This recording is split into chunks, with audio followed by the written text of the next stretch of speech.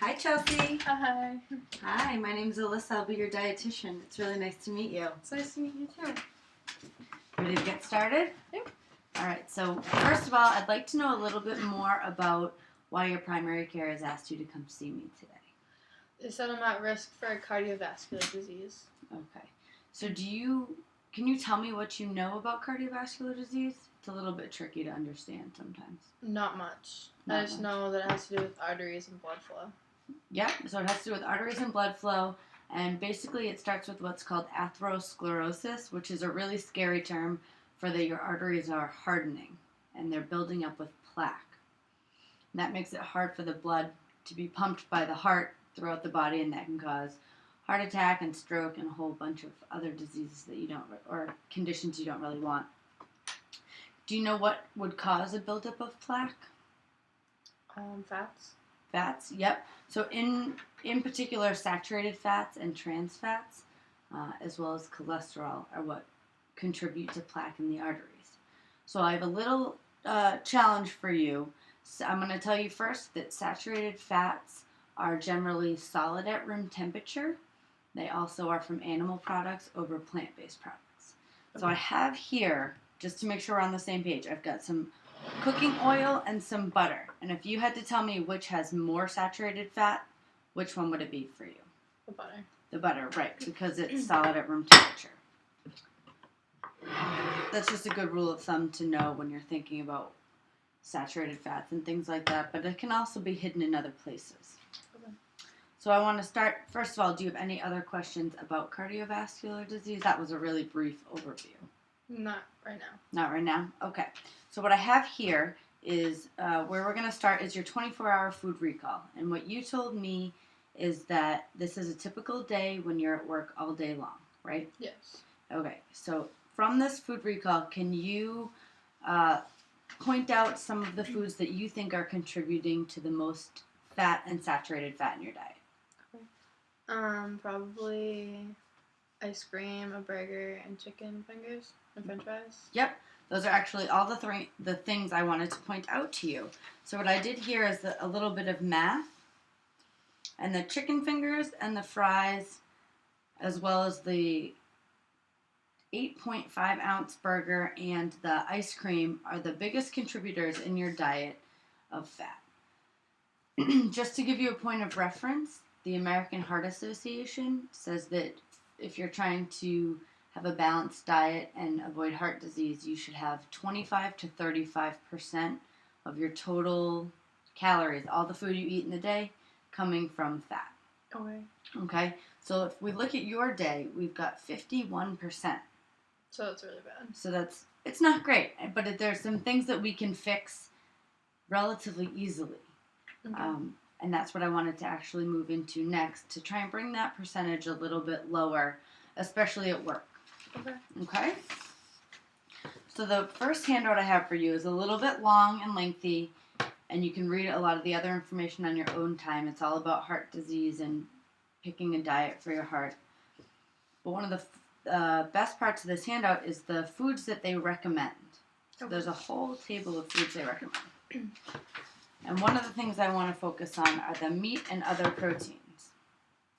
So if you can you underline some of the things that are available at work that you think you could eat instead of these high-fat foods? Okay.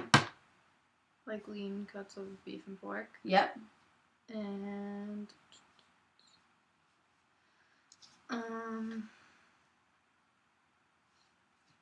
a smaller burger. Smaller burgers, okay. Or maybe I don't know if a scrod would be good, with no butter or breadcrumbs. Do you eat scrod normally? Sometimes. So what I really want to focus on today is that these are foods that you're definitely going to want to choose. Okay. Okay. So one of the ones I want you to underline is the skinless poultry, which is basically just a chicken breast. Okay. So if we look at your diet, you have chicken fingers and french fries.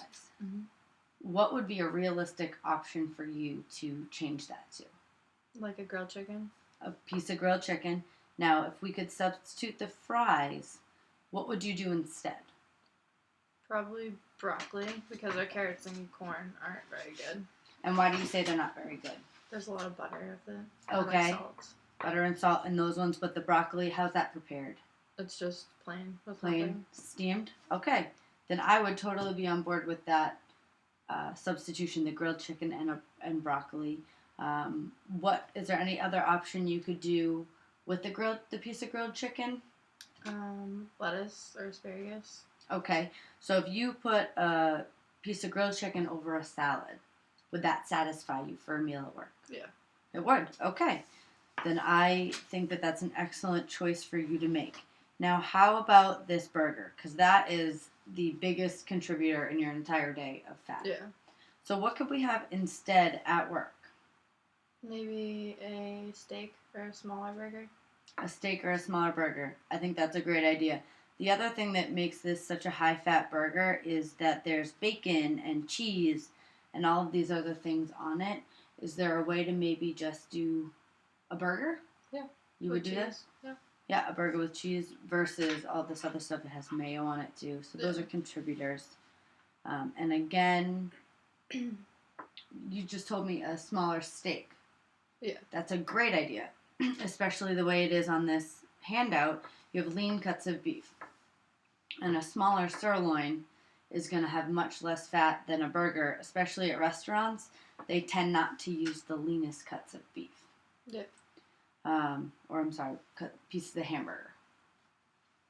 So if you did a smaller sirloin, are there any on the menu that come with vegetables that you could get? There's a fit sirloin. There's a fit sirloin, so I would bet that that's a smaller size. Mm-hmm. Perfect. So if we're starting out with grilled chicken, we're moving to a fit sirloin, we're putting vegetables with all of it. Awesome. The only other thing I wanted to mention is that it's fantastic that you have milk every day. You're getting your calcium and vitamin D. That's great. Keep doing it. Please don't take out the milk. But maybe switch from 2% to 1%. Okay. That just lowers the fat a little more. And if you look up here, that 1% milk is in the recommended foods. Okay. Would that be something that you'd be willing to do? Yeah. That's an easy change. That's an easy change? Great. All right. The other thing that I really want to focus on with you, I give this handout to a lot of people, excuse me, who eat out a lot. And while you're technically don't think you're eating out, you work at a restaurant, and these are the problem foods. In your mind, what is the biggest challenge with trying to eat healthy at work? Normally it's because I tried to just get food that's easy for them to cook. So it's not like, I don't know, I feel bad for them because they already are cooking 24/7. Right. That makes sense. Excuse me. And that ends up being the fry later foods, right? Because it's quick and easy. Yeah. All right. The other really tricky part about eating in a restaurant is the portion size. Because it's all over the place. It's all over the place, exactly. And everybody wants to give you the most for your money. Yeah. So then comes the portion wars, and they get bigger and bigger. So I love that you suggested the fit sirloin. It's a smaller portion that's portion controlled. That's perfect. For the other options, things like your burger, one of the suggestions on this handout is to do the junior burger, which you also suggested, which is perfect. Another suggestion that they make on this handout is to immediately cut your plate in half. Okay. So do you think that if you were just dying for that burger, had to get that burger, you could cut it in half and save half? Yeah. Or share it with a friend? Yeah. Great.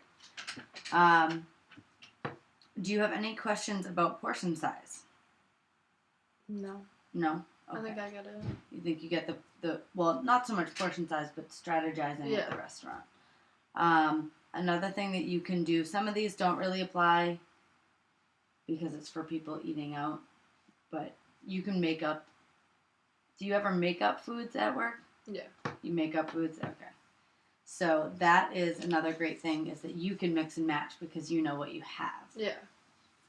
Which would be easier. Which would be easier, exactly.